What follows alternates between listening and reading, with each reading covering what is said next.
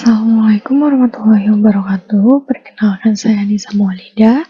Saya dari Program Studi Pendidikan Matematika Universitas Muhammadiyah Profesor Dr. Hamka. Di sini saya akan menjelaskan mengenai Google Classroom. Apa itu Google Classroom? Google Classroom adalah layanan yang disediakan oleh Google untuk memudahkan kita dalam belajar. Google Classroom merupakan salah satu LMS yang dapat dimanfaatkan pada proses pembelajaran online.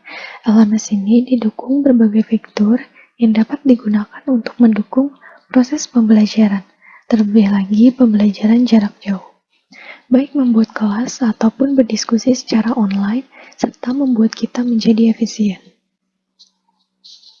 Kelebihan Google Classroom yang pertama ada sangat mobile friendly untuk pemula dan praktis. Yang kedua, free, gratis, dan bebas dari iklan. Yang ketiga, penyimpanan data terpusat pada Google Drive. Yang keempat, paperless dan efektif digunakan kapan dan di mana saja. Selanjutnya ada kekurangan Google Classroom, yaitu tampilan yang kaku dan kurang menarik. Saat Google Drive penuh, file tidak bisa dikirim, dan waktu pengiriman masih bisa diatur jika telat mengirim tugas.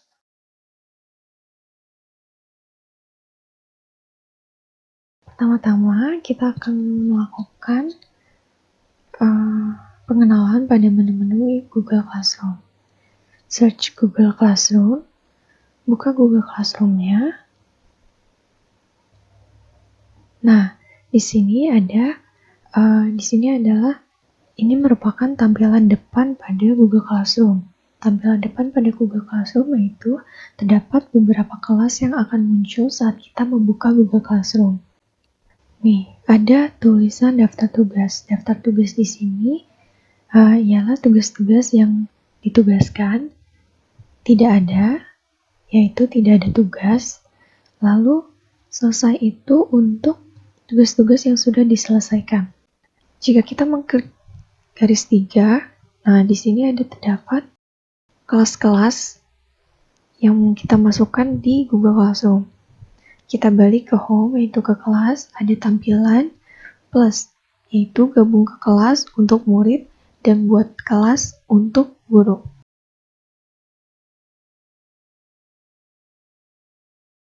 Selanjutnya saya akan menunjukkan bagaimana penggunaan Google Classroom pada murid dan guru. Buka Google Classroom-nya.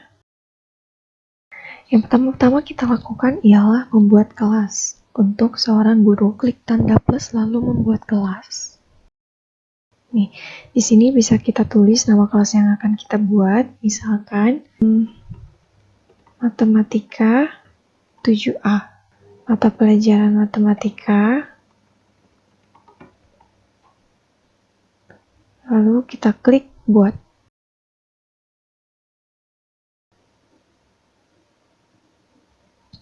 Nah, di sini muncul kode kelas yang bisa kita berikan ke siswa untuk gabung ke kelas Matematika 7A.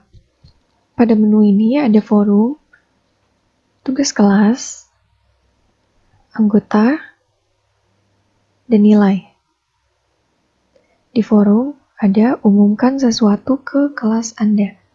Misalkan mengumumkan bahwa selamat datang di kelas ini.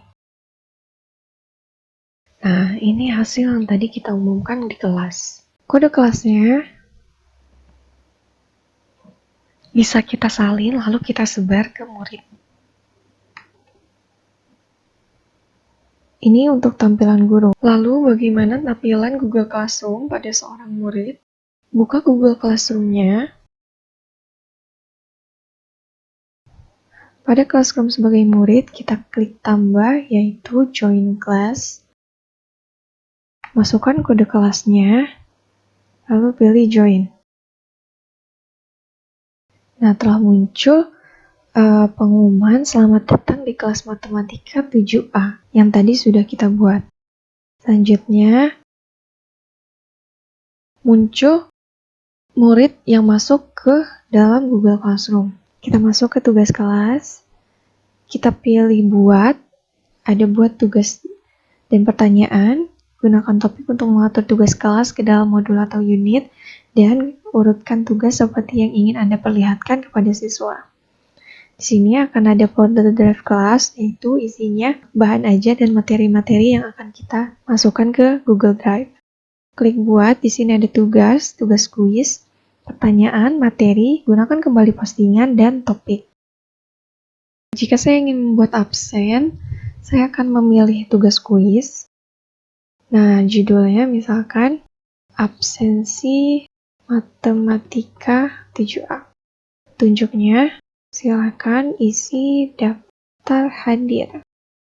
Kita klik blank quiznya, daftar hadir. Nah, sini kita tulis nama, bisa kita tulis nama. Ini option satunya, bisa kita tulis murid yang masuk ke kelas. Lalu wajib diisi. Kita copy bagian lainnya. Kita pilih yang isi pilihan ganda. Baris pertama kita tulis absen. Baris kedua kita tulis hadir. Lalu kolom keduanya kita tulis izin. Setelah selesai, kita bisa gunakan tema. Pilih gambar misalkan yang ini. Nah, maka akan muncul di atas. Lalu setelannya ada yang umum. Lalu ke presentasi. Misalkan pesan konfirmasi setelah mereka mengisi absen adalah terima kasih telah mengisi daftar hadir, lalu klik simpan. Kita ganti judulnya.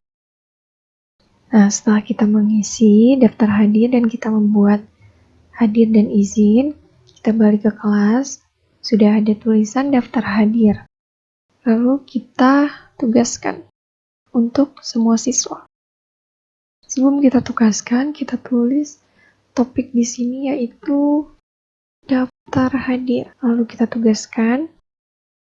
Nah, kita lihat pada Google Classroom siswa. Di sini muncul tugas, lalu kita klik. Tugas di sini merupakan daftar hadir. Maka nama, kita tulis hadir, lalu kita submit. Kita lihat siapa yang sudah hadir. Di sini bisa kita lihat yang sudah hadir yaitu Muhammad Irfan. Selanjutnya, kita masuk ke tugas kelas. Misalkan di tugas kelas, kita akan memasukkan materi, matriks. Di sini ada tambahkan Google Drive, link, file, dan YouTube.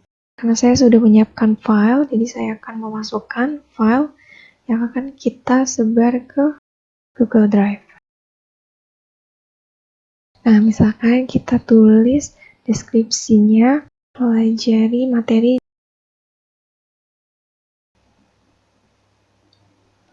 Topik di sini adalah topik materi ajar. Nah, untuk semua siswa, penyebarannya ini untuk semua siswa, lalu kita posting. Ini untuk yang materi ajar, matriks. Selanjutnya, bagaimana dengan yang link YouTube? Kita tambahkan YouTube. Nah, karena di sini saya sudah punya linknya, jadi tinggal saya copy, lalu saya tambahkan. Bisa kita tulis di sininya, pelajari video di bawah ini. Ini bisa kita buat topik media pembelajaran. Lalu untuk semua siswa yang masuk, kemudian kita posting. Kita lihat di tampilan sebagai murid. Nah, tampilan di sini sudah menunjukkan yang pertama tadi kita ada absensi matematika yang sudah diabsen, lalu di sini ada. Nah, ini materi yang tadi sudah kita post, bisa kita lihat. Ini materi matriks yang disebar ke siswa kelas. Selanjutnya ada video matriks. Kita klik video matriksnya. Siswa pun bisa belajar video matriks melalui video yang telah disebar di Google Classroom. Selanjutnya, bagaimana dengan tugas kelasnya? Jika dengan tugas kelas, kita bisa masukkan judul tugas matriks, lalu kita tambahkan file yang berisi tugas-tugas atau soal-soal matriks.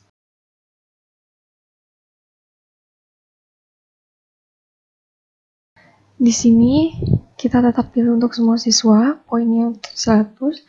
Misalkan untuk tenggat waktunya itu kita buat tugasnya selama 3 hari. Waktunya itu sampai 2359. Topiknya kita buat topik yaitu tugas. Nah, di sini misalkan tugasnya kita jadwalkan besok hari, maka bisa kita jadwalkan besok hari. Tapi jika kita mau jadwalkan hari ini, maka kita bisa langsung tugaskan.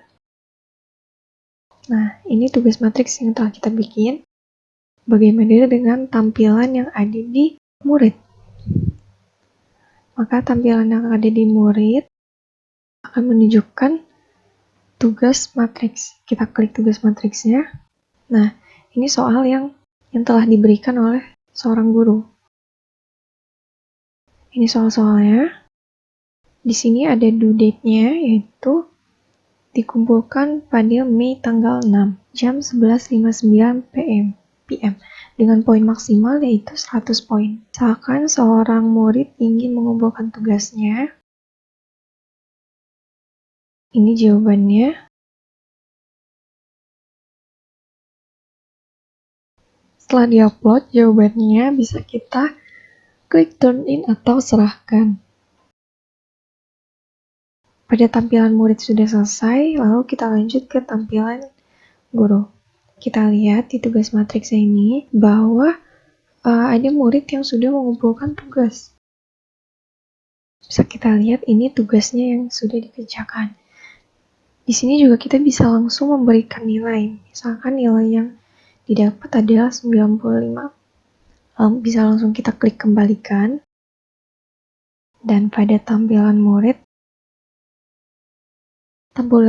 juga langsung keluar nilainya bahwa nilai yang didapat adalah 95 dari 100 yang sudah kita cek tadi.